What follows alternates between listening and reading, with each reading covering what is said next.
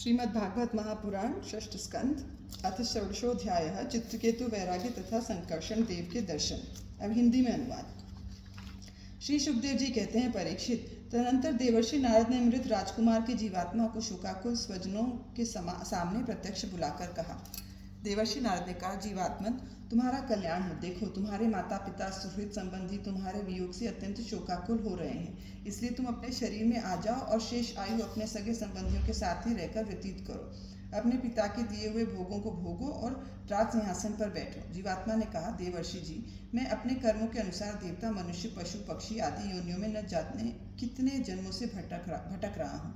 उनमें से ये लोग किस जन्म में मेरे माता पिता हुए। विभिन्न जन्मों में सभी एक दूसरे के भाई, बंधु, नाती गोती, शत्रु, मित्र, मध्यस्थ, उदासीन और द्वेषी होते रहते हैं। जैसे सुवर्ण आदि क्रय विक्रय की वस्तुएं एक व्यापार से दूसरे के पास जाती आती रहती हैं, वैसे ही जीव भी भिन्न भिन्न योनियों में उत्पन्न होता रहता है। इस प्रकार विचार करने से पता लगता है कि मनुष्यों की अपेक्षा अधिक दिन ठहरने वाले सुवर्ण आदि पदार्थों का संबंध भी मनुष्य के साथ स्थायी नहीं, क्षणिक ही होता है। और जब तक जिसका जिस वस्तु से संबंध रहता है, तभी तक उसकी उस वस्तु से ममता भी रहती है। जीव नित्य और अहंकार रहित है। वह गर्भ में आकर जब तक जिस शरीर में रहता है, तभी तक उस शरीर को अपना समझता है। ये जीव नित्य, अविनाशी, सूक्ष्म, जन्म आदि रहित, सबका आश्रय और स्वयं प्रकाश है। इसमें स्वरूपतः जन्म मृत्यु आदि कुछ भी नहीं है। फिर भी ये ईश्वर स्वरूप होने के कारण अपनी माया के गुणों से ही अपने आप को विश्व के रूप में प्रकट कर देता है। इसका न तो कोई अत्यंत प्रिय है और न अप्रिय, न अपना न पराया, क्योंकि गुण दोष हित अहित करने वाले मित्र शत्रु आदि की भी भिन्न भिन्न बुद्धि वृत्तियों का ये अकेला ही साक्षी है। वास्तव में ये अद्वितीय है। ये आत्मा कार्य कारण का साक्षी और स्वतंत्र है, इसलिए ये शरीर आदि के गुण दोष अथवा कर्म फल को ग्रहण नहीं करता, सदा उदासीन भाव से स्थित रहता है। श्री सुखदेव जी कहते हैं, वह जीवात्मा इस प्रकार कहकर चला गया। उसके सगे संबंधी उसकी बात सुनकर अत्यंत विस्मित हुए। उनका स्नेह बंधन कट गया और उसके मरने का शोक भी जाता रहा। इसके बाद जाति वालों ने बालक की मृतदेह को ले जाकर तत्कालोचित संस्कार और दैहिक क्रियाएं पूर्ण की और उस दुस्त्य स्नेह को छोड़ दिया, जिसके कारण शोक, मोह, भय और दुख की प्राप्ति होती है। परीक्षित, जिन रानियों ने बच्चे को विष दिया था, वे बाल हत्या के कारण श्रीहीन हो गई थीं और लज्जा के मारे आंख तक नहीं उठा सकती थीं। उन्होंने अंगिरा ऋषि के उपदेश को याद करके मात्सर्यहीन हो यमुना जी के तट पर ब्राह्मणों के आदेशानुसार बाल हत्या का प्रायश्चित किया। परीक्षित, इस प्रकार अंगिरा और नारद जी के उपदेश से विवेक बुद्धि जागृत हो जाने के कारण राजा चित्रकेतु घर गृहस्थी के अंधेरे कुएं से उसी प्रकार बाहर निकल पड़े जैसे कोई हाथी तालाब के कीचड़ से निकल आए। उन्होंने यमुना जी में विधि पूर्वक स्नान करके तर्पण आदि धार्मिक क्रियाएं की। तदनंतर संयतेंद्र और मौन होकर उन्होंने देवर्षि नारद और महर्षि अंगिरा के चरणों की वंदना की। भगवान नारद ने देखा कि चित्रकेतु जितेंद्र भगवत भक्त और शरणागत हैं, अतः उन्होंने बहुत प्रसन्न होकर उन्हें इस विद्या का उपदेश दिया। देवर्षि नारद ने उपदेश दिया, ओंकार स्वरूप भगवान, आप वासुदेव, प्रद्युम्न, अनिरुद्ध और संकर्षण के रूप में क्रमशः चित्त, बुद्धि, मन और अहंकार के अधिष्ठाता हैं। मैं आपके इस चतुर्व्यूह रूप का बार बार नमस्कार पूर्वक ध्यान करता हूँ। आप विशुद्ध विज्ञान स्वरूप हैं। आपकी मूर्ति परमानंदमयी है। आप अपने स्वरूप भूत आनंद में ही मग्न और परम शांत हैं। द्वैत दृष्टि आपको छू तक नहीं सकती। मैं आपको नमस्कार करता हूँ। अपने स्वरूप भूत आनंद की अनुभूति से ही आपने माया जनित राग, द्वेष आदि दोषों का तिरस्कार कर रखा है। मैं आपको नमस्कार करता हूँ। आप सबकी समस्त इंद्रियों के प्रेरक, परम महान और विराट स्वरूप है। मैं आपको नमस्कार करता हूँ। मन सहित वाणी आप तक न पहुँचकर बीच से ही लौट जाती है। उसके उपरत हो जाने पर जो अद्वितीय नाम रूप रहित चेतन मात्र और कार्य कारण से परे की वस्तु रह जाती है, वह हमारी रक्षा करे। ये कार्य कारण रूप जगत जिनसे उत्पन्न होता है, जिनमें स्थित है और जिनमें लीन होता है, तथा जो मिट्टी की वस्तुएं व्याप्त मृत्तिका के समान सब में ओतप्रोत हैं, उन परब्रह्म स्वरूप आपको मैं नमस्कार करता हूँ। यद्यपि आप आकाश के समान बाहर भीतर एक रस व्याप्त हैं, तथापि आपको मन, बुद्धि और ज्ञानेंद्रियाँ अपनी ज्ञान शक्ति से नहीं जान सकती हैं और प्राण तथा कर्मेंद्रियाँ अपनी क्रियारूप शक्ति से स्पर्श भी नहीं कर सकती हैं। मैं आपको नमस्कार करता हूँ। शरीर, इंद्रिय, प्राण, मन और बुद्धि जागृत तथा स्वप्न अवस्थाओं में आपके चैतन्यांश के युक्त होकर ही अपना अपना काम करते हैं तथा सुषुप्ति और मूर्छा की अवस्थाओं में आपके चैतन्यांश के युक्त न होने के कारण अपना अपना काम करने में असमर्थ हो जाते हैं। ठीक वैसे ही जैसे लोहा अग्नि से तप्त होने पर जला सकता है, अन्यथा नहीं। जिसे दृष्टा कहते हैं वह भी आपका ही एक नाम है। जागृत आदि अवस्थाओं में आप उसे स्वीकार कर लेते हैं। वास्तव में आपसे पृथक उनका कोई अस्तित्व नहीं है। ओंकार स्वरूप महाप्रभावशाली महाविभूतिपति भगवान महापुरुष को नमस्कार है। श्रेष्ठ भक्तों का समुदाय अपने कर्म कमलों की कलियों से आपके युगल चरण कमलों की सेवा में संलग्न रहता है। प्रभु आप ही सर्वश्रेष्ठ हैं, मैं आपको बार बार नमस्कार करता हूँ। श्री सुखदेव जी कहते हैं, परीक्षित, देवर्षि नारद अपने शरणागत भक्त चित्रकेतु को इस विद्या का उपदेश करके महर्षि अंगिरा के साथ ब्रह्मलोक को चले गए। राजा चित्रकेतु ने देवर्षि नारद के द्वारा उपदिष्ट विद्या का उनके आज्ञानुसार 7 दिन तक केवल जल पीकर बड़ी एकाग्रता के साथ अनुष्ठान किया।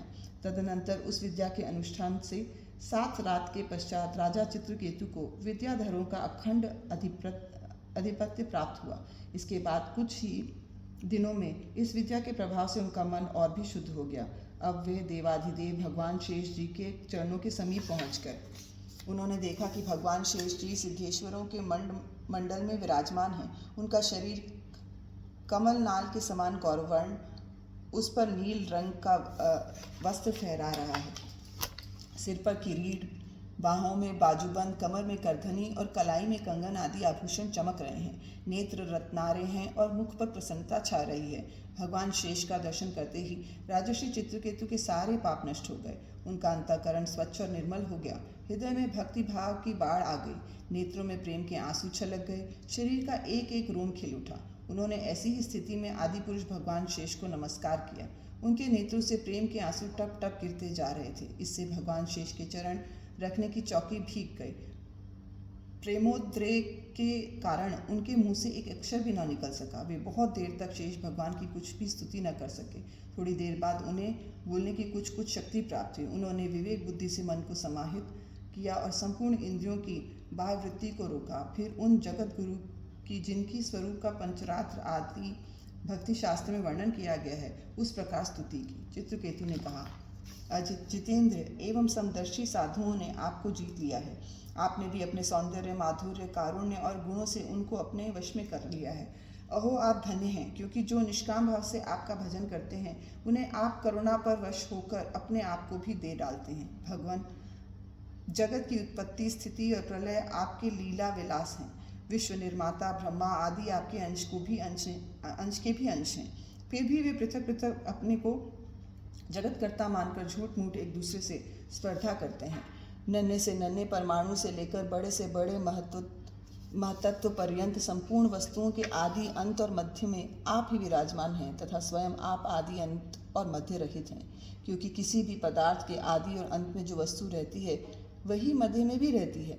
ये ब्रह्मांड कोश जो पृथ्वी आदि 1 से 1 10 गुने 7 आवरणों से घिरा हुआ है, अपने ही सामने दूसरे करोड़ों ब्रह्मांडों के सहित आप में एक परमाणु के समान घूमता रहता है और फिर भी उसे आपकी सीमा का पता नहीं है।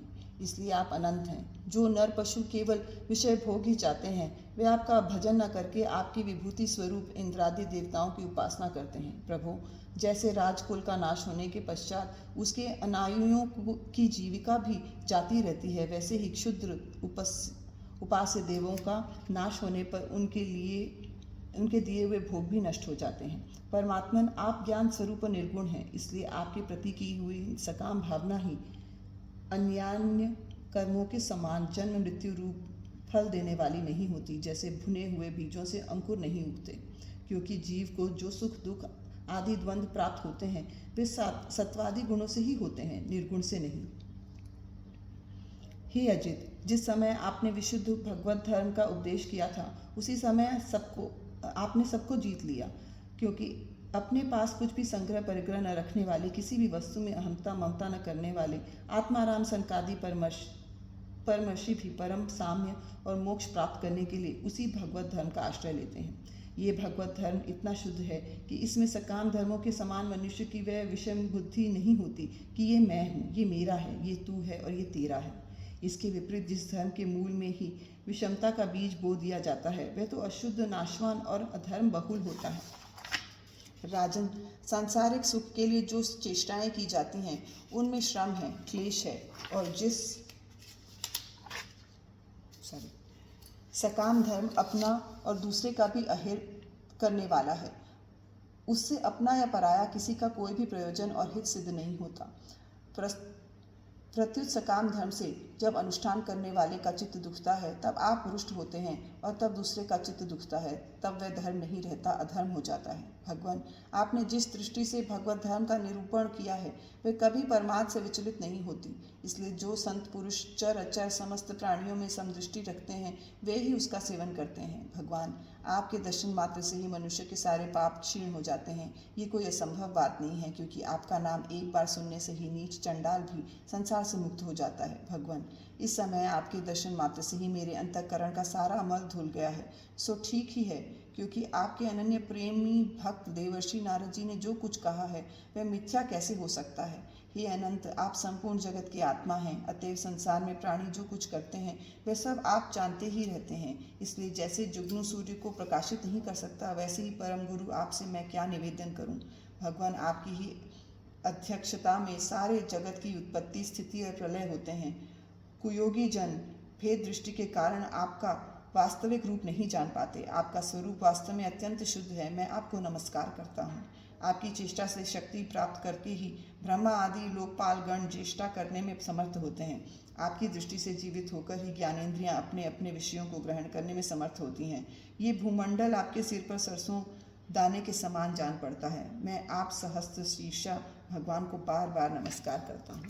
श्री सुखदेव जी कहते हैं, परीक्षित, जब विद्याधरों के अधिपति चित्रकेतु ने अनंत भगवान की इस प्रकार स्तुति की तब उन्होंने प्रसन्न होकर उनसे कहा। श्री भगवान बोले, चित्रकेतु, देवर्षि नारद और महर्षि अंगिरा ने तुम्हें मेरे संबंध में जिस विद्या का उपदेश दिया है उससे और मेरे दर्शन से तुम भली भांति सिद्ध हो चुके हो। मैं ही समस्त प्राणियों के रूप में हूँ, मैं ही उनका आत्मा हूँ और मैं ही पालन करता भी हूँ। शब्द ब्रह्म, वेद और परब्रह्म दोनों ही मेरे सनातन रूप हैं। आत्मा कार्य कारणात्मक जगत में व्याप्त है और कार्य कारणात्मक जगत आत्मा में स्थित है, तथा इन दोनों में मैं अधिष्ठान रूप से व्याप्त हूँ और मुझ में ये दोनों कल्पित हैं। जैसे स्वप्न में सोया हुआ पुरुष स्वप्नांतर होने पर संपूर्ण जगत को अपने में ही देखता है और स्वप्नांतर टूट जाने पर स्वप्न में ही जागता है तथा अपने को संसार के एक कोने में स्थित देखता है, परंतु वास्तव में वह भी स्वप्न ही है। वैसे ही जीव की जागृत आदि अवस्थाएं परमेश्वर की ही माया हैं। यूँ जानकर सबके साक्षी मायातीत परमात्मा का ही स्मरण करना चाहिए। सोया हुआ पुरुष जिसकी सहायता से अपनी निद्रा और उसकी अतीन्द्रिय सुख का अनुभव करता है वे ब्रह्म ही मैं हूँ। तुम अपनी आत्मा समझो, उसे तुम अपनी आत्मा समझो। पुरुष निद्रा और जागृति इन दोनों अवस्थाओं का अनुभव करने वाला है। वह उन अवस्थाओं में अनुगत होने पर भी वास्तव में उनके पृथक है। वह सब अवस्थाओं में रहने वाला अखंड एक रस ज्ञान ही ब्रह्म है, वही पर ब्रह्म है। जब जीव मेरे स्वरूप को भूल जाता है तब वह अपने को अलग मान बैठता है। इसी से उसे संसार के चक्कर में पड़ना पड़ता है और जन्म पर जन्म तथा मृत्यु पर मृत्यु प्राप्त होती है। ये मनुष्य योनि ज्ञान और विज्ञान का मूल स्रोत है। जो इसे पाकर भी अपने आत्मस्वरूप परमात्मा को नहीं जान लेता उसे कहीं किसी भी योनि में शांति नहीं मिल सकती। राजन, सांसारिक सुख के लिए जो चेष्टाएं की जाती हैं उनमें श्रम है, क्लेश है, और जिस परम सुख के उद्देश्य से वे की जाती हैं उसके ठीक विपरीत परम दुख देती हैं। किंतु कर्मों से निवृत्त हो जाने में किसी प्रकार का भय नहीं है। ये सोचकर बुद्धिमान पुरुष को चाहिए कि किसी प्रकार के कर्म अथवा उनके फलों का संकल्प न करे। जगत के सभी स्त्री पुरुष इसलिए कर्म करते हैं कि उन्हें सुख मिले और उनका दुखों से पिंड छूटे, परंतु उन कर्मों से न तो उनका दुख दूर होता है और न उन्हें सुख की ही प्राप्ति होती है। जो मनुष्य अपने को बहुत बड़ा बुद्धिमान मानकर कर्म के पचड़ों में पड़े हुए हैं उनको विपरीत फल मिलता है। ये बात समझ लेनी चाहिए। साथ ही ये भी जान लेना चाहिए कि आत्मा स्वरूप अत्यंत सूक्ष्म है। जागृत, स्वप्न, सुषुप्ति इन तीनों अवस्थाओं में तथा इनके अभिमानियों से विलक्षण है। ये जानकर इस लोक में देखे और परलोक के सुने हुए विषय भोगों से विवेक बुद्धि के द्वारा अपना पिंड छुड़ा ले और ज्ञान तथा विज्ञान में ही संतुष्ट रहकर मेरा भक्त हो जाए। जो लोग योग मार्ग का तत्व समझने में निपुण हैं उनको भली भांति समझ लेना चाहिए कि जीव का सबसे बड़ा स्वार्थ और परमार्थ केवल इतना ही है कि वह ब्रह्म और आत्मा की एकता का अनुभव कर ले। राजन, यदि तुम मेरे इस उद्देश्य को सावधान होकर श्रद्धा भाव से धारण करोगे तो ज्ञान एवं विज्ञान से संपन्न होकर शीघ्र ही सिद्ध हो जाओगे। श्री सुखदेव जी कहते हैं, राजन, जगत गुरु विश्वात्मा भगवान श्री हरि चित्रकेतु को इस प्रकार समझा बुझाकर उनके सामने ही वहां से अंतर्धान हो गए। इति श्रीमद्भागवते महापुराणे पारमहंस्यायां संहितायां षष्ठस्कन्धे चित्रकेतो परमात्मदर्शनं नाम षोडशोऽध्यायः।